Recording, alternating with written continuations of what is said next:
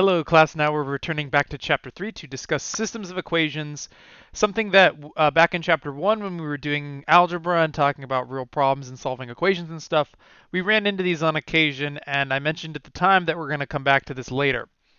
And for now, I wanted to focus on reviewing basic systems, the algebra that goes into that, which I'm assuming most of you guys are familiar with, but I wanted to review some of those methods as well as discuss how to apply them to real problems, obviously is the main focus.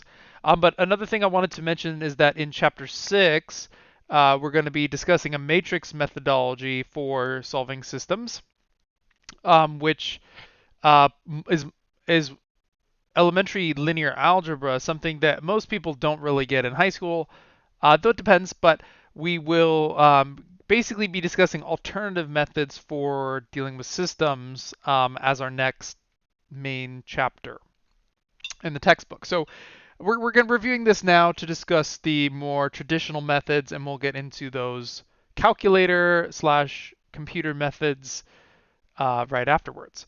But in reviewing systems of equations, let's start with the basic idea. So a system of equations is just a group of multiple different equations that we may have. So like in this case, we see one equation is 2x plus 3y equal 9, and the other is negative 5x minus 3y equals 0.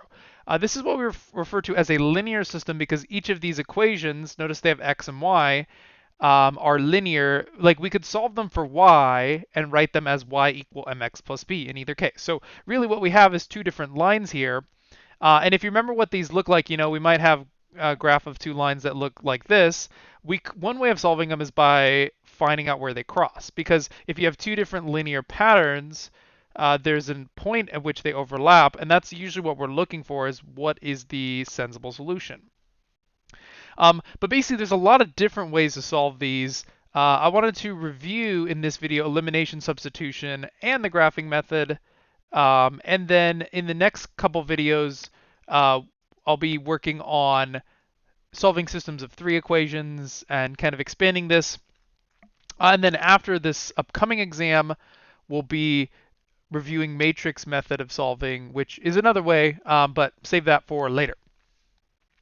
Anyways, but what we're looking for is a solution to this equation, which often comes in the form of an ordered pair. So like in this example, it asks, is 6 comma minus 1 a solution, or is negative 3, 5 a solution?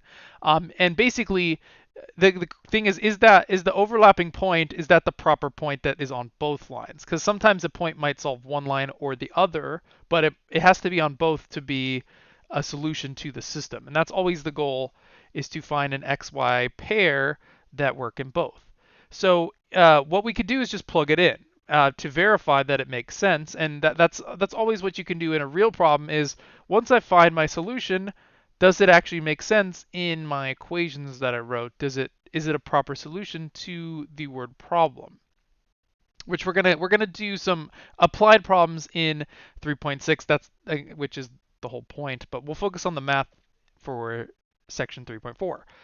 So basically, if we were to plug it in, what we get is 2 times 6 plus 3. And we want to plug it into both equations to make sure it works in both. But if I plug those numbers in, if it is a solution to the system, it should work in both equations. So that would be what I would get in my first. And in my second, if I plug it in, I would get this. Now you could check one at a time, because if it fails one, it fails the entire system. So what I would always do is just check one equation first, see if that makes sense. So that would give me 12 minus 3 equal 9. That definitely makes sense. So the 0.6 comma minus 1 is a solution to the first system. If I'm checking the second system, what I have is negative 30 plus 3 equals 0. That is definitely not true. So 6 minus 1 is not a solution to the above system. Now let's check the second point. And there is not necessarily a guaranteed solution. There is a case when if both linear equations are parallel, they may not be overlapping, but it's very unlikely to happen. In any real problem, it should not happen. Well, technically you can have problems which the solution falls outside of a sensible domain, but When you're given word problems, they're always going to have a solution that makes sense. They're not going to give you a trick question. Well, they could, but I've never seen textbooks do that. Anyways, so let's check the second point, which I'm assuming is a solution. If I plug in -3, 5 into that system, what I would get is -6 plus 15 equal 9 for the first one, which that's definitely makes sense. That's true. And if I plug -3, 5 in the second one, I would get positive 15 minus 15 equals 0, also true. So the second point, -3, 5, is a solution to the system because it works. And there we go. And that's one way you could check to see. But the obvious question is, how do I actually find the answer? That's where we can apply these various different methods. And technically, you can have a system that has more than one solution, though if it's linear, since those lines are straight, they can't intersect each other in more than one place unless they are actually the same line, which is, again, not something you would see in a real problem. So we're not going to focus on those examples um, in this class. But let's do a few review questions on the specific methods in the next video on elimination and substitution, as well as graphing.